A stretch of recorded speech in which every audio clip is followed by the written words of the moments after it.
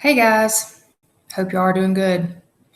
Hope you're staying safe and being well. My son is back here making fun of me as I try this first ever video.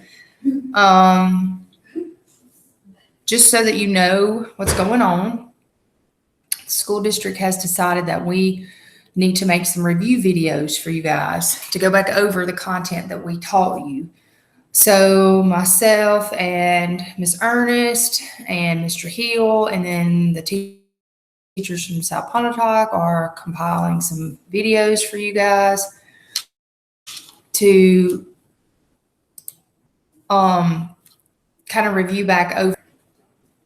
So you should have two packets at this point. You should have a packet of just definitions that I made that basically just outline the whole year up until spring break. And then packet number 2 was more questions. If you remember, if you went and picked this up, over each chapter, I kind of broke it down for you for the chapters. This packet that you're going to get this time will include multiple choice questions. I'm new at this, so multiple choice questions that basically review back over the 3-9 weeks that we had class. The questions are similar to what you probably would have seen May the 6th if you would have been in school to take the test.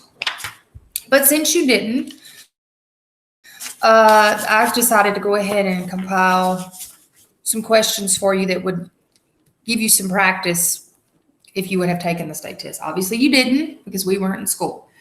The first 2 packets, actually the first packet was just to keep you fresh on the definitions, because when I've made the first packet, I was under the assumption that we would go back to school at some point.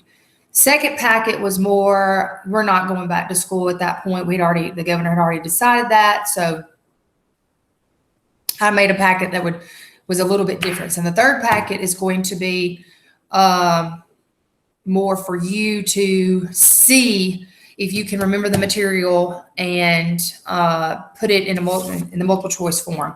Now that's where I come in, because what I'm going to do is I am going to review back over a couple of things, and it's going to be more than one video, but maybe a series. And I'm not going to just break it all down like I normally do, but I am going to try to review for you over some things that we talked about in the first semester. Specifically what we call power standards, the things that I know for sure would have been on your state test. Specifically imperialism. So if you've got your notes with you, if you've got your packets, then let's get those out and let's kind of review back over some things. Now, obviously I don't have my board at school. I can't get up and walk around, and I can't touch the board and all that because I'm here at home, but I'm going to try to do this the best way I can at my house. I can still review no matter where I'm at. So if you want to get your packet 2 out specifically, and even packet 1, and your notes for chapter 7. Now, Miss E is going to go over the first part of chapter 7 with you. I am going to go over the second part of chapter 7 with you when we start talking about imperialism, and I'm going to finish up that chapter.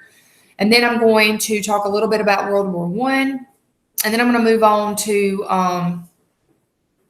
in the next videos, I'm going to go over the Roaring '20s, and then the Great Depression, and then, of course, the New Deal programs that we talked about before World War II. So let's go back over and let's talk specifically about imperialism, because even though we didn't take the test in May, and I'm not real sure how many questions you would have seen on imperialism, I know for a fact that it would have been on there multiple times. So I'm going to go based on what I think would have been on your state test. Who knows? There's no way for me to know at this point. So I'm going to play it by ear. I'm going to teach and review some things that you probably would have seen. Hopefully you haven't forgotten.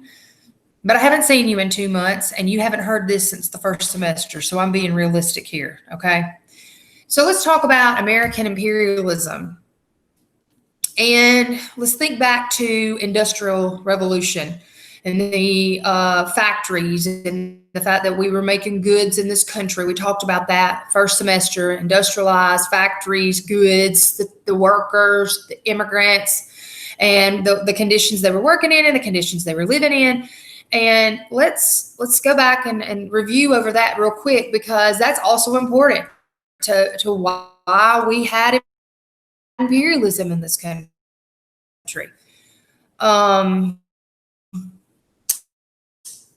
We had a lot of goods being made, and we had things to sell to other people. We were also trying to heal from the Civil War. We were trying to get over that, and we were trying to bounce back.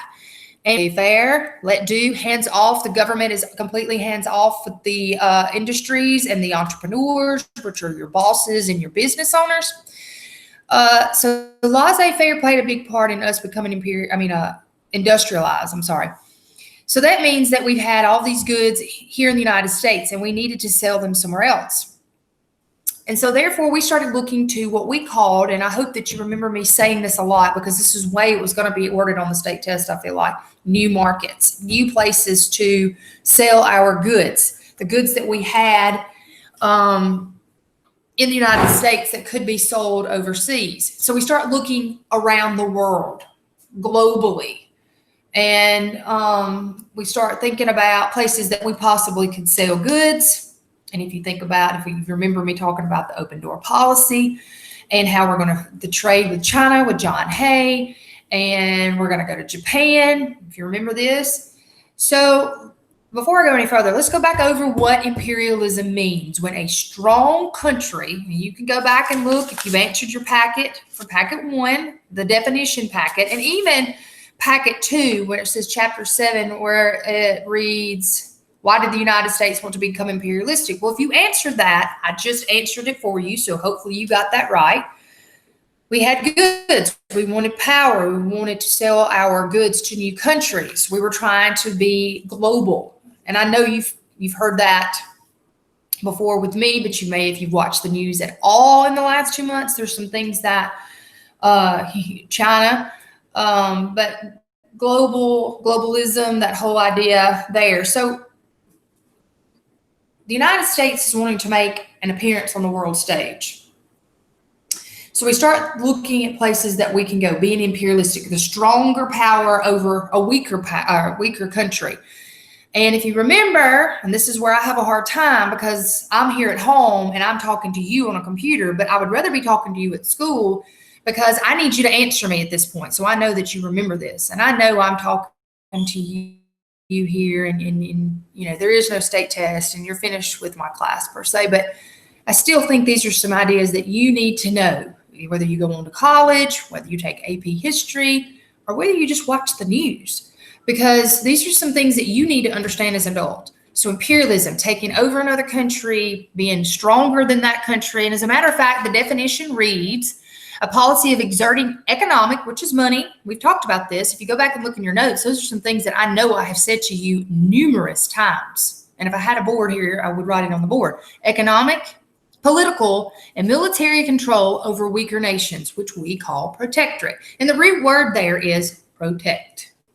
What do? If you're the stronger country and somebody comes in and they're trying to mess with you, your country and your territory, obviously you're going to go protect it. You're going to go use the military to enforce that. So imperialism brings us to a whole nother idea, because then you've got this whole anti-imperialist league that believe that it's wrong. A lot of people thought the United States didn't have any business being imperialistic because we didn't like being a protectorate to Great Britain. Therefore, the Revolutionary War was fought. But we felt that it was our manifest destiny, our destiny that we should go and take over these other countries. And so if you pick up packet number 3, the first question on here, and you know me, if you've ever remember anything from my class, and I'm specifically talking to 5th period because you remember and you did it better than anybody, I'm spoon feeding you. If you look at question number 1, it talks about what philosophy meant the United States was set apart to extend its boundaries all the way to the Pacific. Manifest Destiny. So this whole new idea comes into play. And you've got imperialists, you've got your John D. Rockefellers and your Andrew Carnegies who believed in imperialism, that thought that it was our destiny to go to these countries and to sell goods and to extend power and to spend money. Go ahead, Wyatt. All right. So anyway, real life at home when you're quarantined. Okay. So we want to become imperialistic.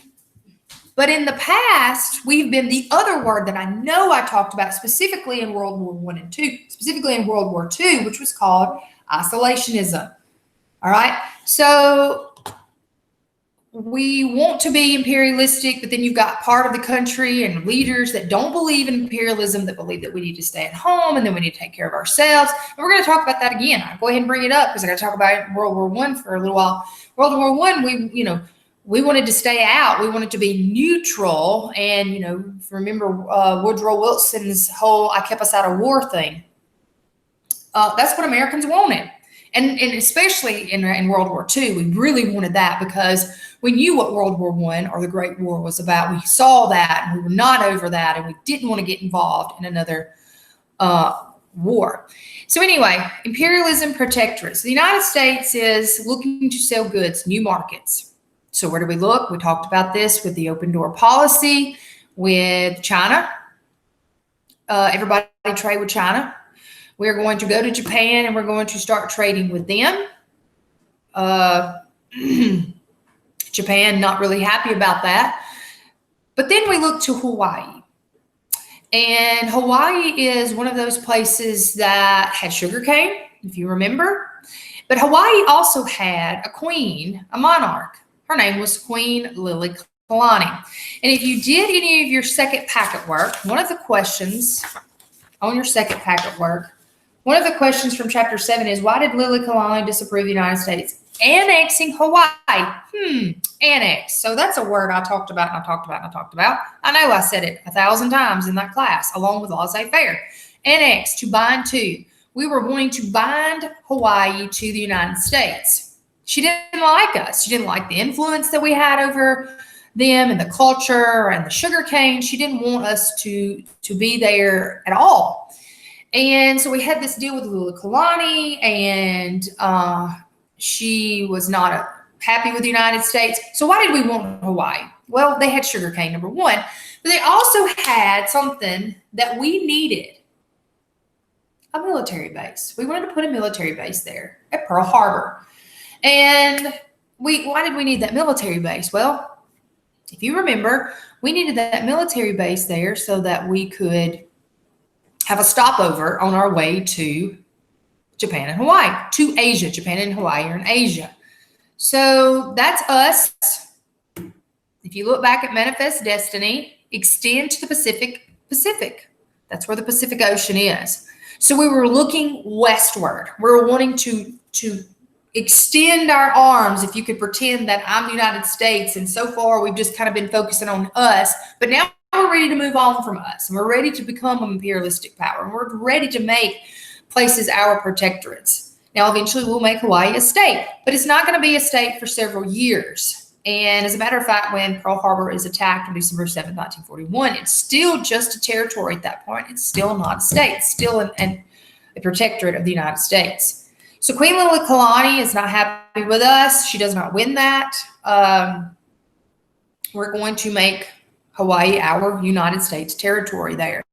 And we're going to put Pearl Harbor there. And it's going to be a military base. And it's going to be a stopover on the way to Asia to our new markets. All right. I'm going to look over and see. All right. So we've got Hawaii, Japan, open door policy with China. Let's talk about the Spanish-American War, or as it is nicknamed, Splendid Little War. So how did we end up with a war with Spain over Cuba? So let's think back. Spain at one time controlled Cuba, Puerto Rico, Guam, and the Philippines, which we know we're going to talk about. If you remembered class at all, the Philippines is going to come up several more times after this, specifically when we talk about World War II, Douglas MacArthur, and how the Philippines played a major part in the Pacific theater in World War II. So let's talk about the Spanish-American War, the Splendid Little War. So I am still in chapter 7, if you want to flip over there to where I'm at. And one of the big things that that we talked about with that is yellow journalism. Remember yellow journalism? Stories, exaggerated stories that journalists are going to use. William Randolph Hearst, Joseph Pulitzer, they're both going to compete against each other for readers in the cities there to read their stories, because let's think back once again, and I'm trying to focus on imperialism and World War I, but you have to review back over other things to get to all of this. And one of the things that we need to talk about is mass media. And that's one of the things that I feel like you would have had to have been able to know on the state test, mass media and how it plays a part. Mass media meaning mass being a group, a whole bunch of people, and media is how you get your information. Well, the only way that you got mass media at that point was through the newspapers. And so people are going to believe whatever they read. And so these two journalists, William Randolph Hearst and Joseph Pulitzer, are going to compete by making stories that were not necessarily the truth. And if you remember that Frederick Remington was sent down to Cuba to get a story, and he wires back and says, hey, look, there's nothing going on in Cuba. Can I return? And he sent a message was sent to him saying, please remain. You furnish the pictures, I'll furnish the war. In other words, you just take a picture and I'm going to make up a story to fit with it. And I'm going to make sure that people are fed this information and that they're going to start thinking that maybe we should intervene in Cuba, which also had sugarcane. And Cuba, if you remember, is 90 miles away from the United States. So it's very, very important to the United States that we are able to intervene in Cuba when we need to. So that brings in William McKinley. So let's review over that real quick. William McKinley becomes president in 1896. He beats William Jennings Bryan, the Cross of Gold speech. He beats William Jennings Bryan in the 1896 election. And he becomes president. And right after he becomes president, well, a couple years after he becomes president, the Spanish-American War breaks out. Now, look, William McKinley is reluctant to do any of this. He doesn't want to get involved. But he does send the USS Maine down to Cuba just to help out Americans who felt threatened by Cuba and the government there. Not Cuba, Spain. I'm sorry. Spain owned Cuba. Cuba wanted our help. Cuba wanted us to be involved. Cuba wanted us to intervene. So William McKinley is going to send the Maine down there just as a precautionary. And I think that's a question, if we want to review back over our packet number 2, is why did the United States send the USS Maine to Cuba? Just as a precautionary, just to allow the U.S. citizens living in Cuba a way out if they felt threatened. Well, then what happens to the Maine? You remember, blows up. So then this call for war starts, and specifically from the Assistant Secretary of the Navy at the time, none other than Theodore Roosevelt, who felt that McKinley needed to react to this and gets angry at McKinley and doesn't agree with McKinley on how to deal with this. So McKinley's reluctant, but eventually we're going to go to war with Spain. All right. So the Spanish-American War takes off here. Theodore Roosevelt's going to end up joining the war effort on his own. He's going to create what are called the Rough Riders. They're going to go down to Cuba and they're going to fight. And he becomes a war hero. The Spanish-American War is going to end. We are going to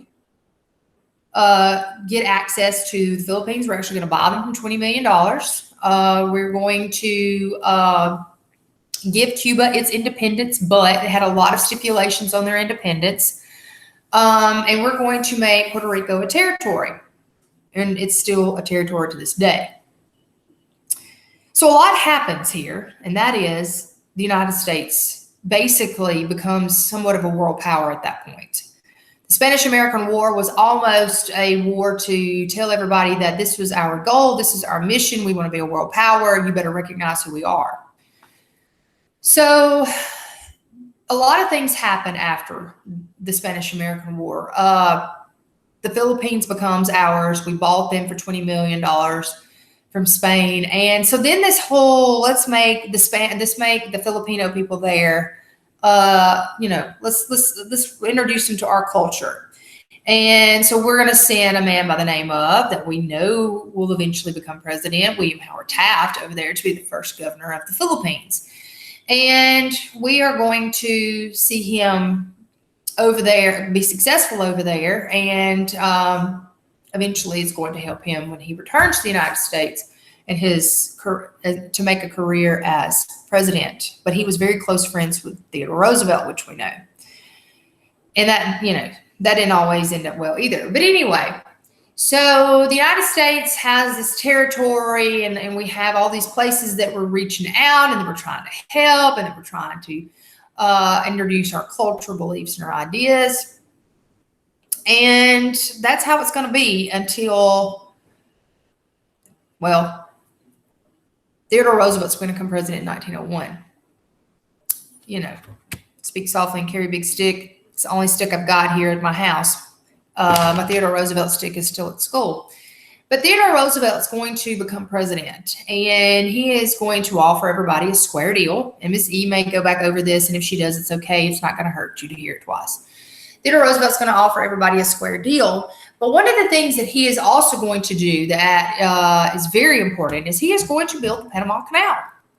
You see, we had all these places that we were trading with, but we needed a faster route than what we were using. So we are going to look at some options in Latin America. And one of the places that we are going to look is Colombia. And we're also going to look at Panama. Well, a canal had already been started in Panama. So we're going to try to get Panama, to finish the canal there in Panama. But I said that wrong. That's not right. Colombia, that's not right. We did not, Colombia owned Panama. I'm sorry. Let me back up. And I just went blank. 2 months of not teaching and I draw a blank. Anyway, I'll think of it in a minute. Y'all know how I am. This is nothing new for me. So anyway, we're going to end up finishing off the, it's going to bother me until I figure this out. Anyway, we're going to, get the canal, Panama Canal, built in Panama because of a revolution that takes place in Colombia. Colombia owns Panama, and therefore we need to get Panama out from under Colombia. So we do that. The Panama Canal is going to be built, and it is going to now give us access to our Western territories that we are trading with, to our places in the Pacific. And it gives us an easier access to be able to get our goods there faster, because that's what we're needing to do. We're selling goods as fast as we can make them to those countries, specifically the Philippines, where we're trying to introduce our cultural ideas there as well. So Theodore Roosevelt becomes president. He stays president for 8 years, 7 years. Yeah, 8. He's president for 2 terms. He becomes president when William McKinley is shot. And the Republicans were not expecting the cowboy to become president, but he does. So Theodore Roosevelt was very imperialistic during his time as president, and he was conservationist, and Ms. E's going to go over all this with you. So fast forward, Taft becomes president after Theodore Roosevelt does. Then Woodrow Wilson becomes president, which leads us to 1914. Woodrow Wilson becomes president because, if you remember, Theodore Roosevelt came back to run as a progressive party. He was not really happy with Theodore Roosevelt. And Theodore Roosevelt was progressive.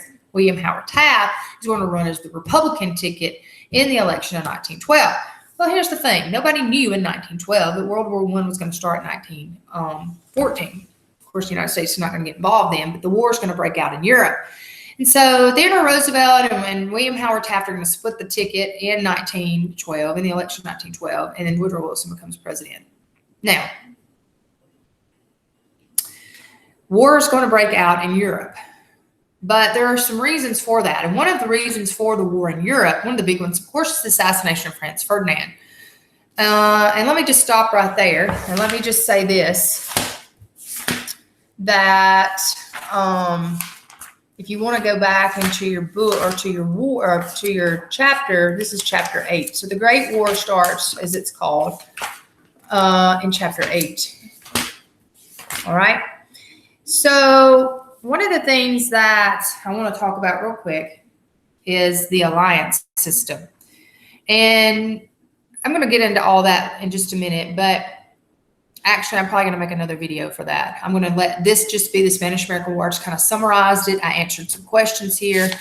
I have answered some questions with regard, and let me go back and do that. Just let me stop, and this is new to me. Y'all know how I am. One of the things that I want to make sure that I have talked about are all these questions from the third packet, because it is multiple choice, and it's a little bit different than being able to go in your notebook and find your definitions. If you still have your notebook, you may have already thrown it away, because obviously I'm not gonna check it this year.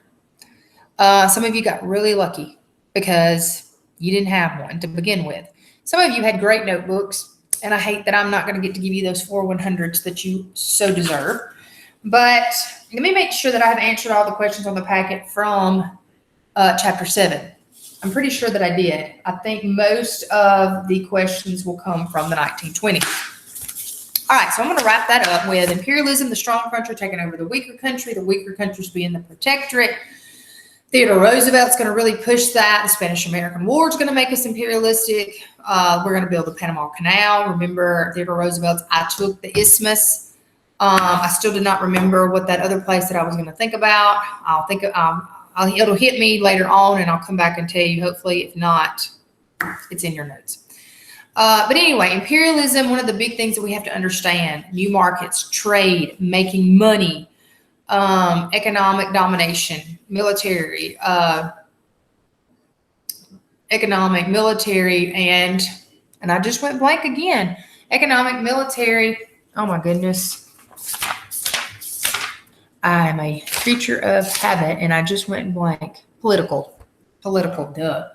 All right. So I'm going to wrap this up, imperialism, and then I'm going to talk more about World War I in the next video. So stay tuned. We'll see you then.